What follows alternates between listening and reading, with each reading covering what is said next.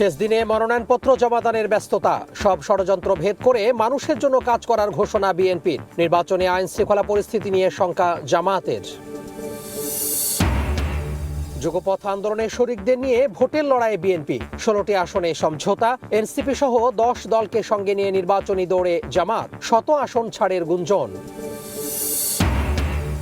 নির্বাচন সুষ্ঠু ও শান্তিপূর্ণ করতে আইন শৃঙ্খলা বাহিনীকে প্রস্তুত থাকার আহ্বান স্বরাষ্ট্র উপদেষ্টার। সীমান্ত দিয়ে অপরাধীদের পালানো ঠেকাতে নজরদারির নির্দেশ।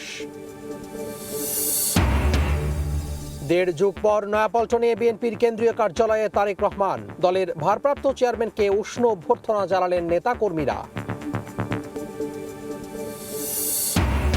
এবং সম্ভাবনা থাকলেও নাটোরে গড়ে ওঠেনি কৃষিভিত্তিক বড় শিল্প কারখানা, মেলেনি গ্যাস সরবরাহ।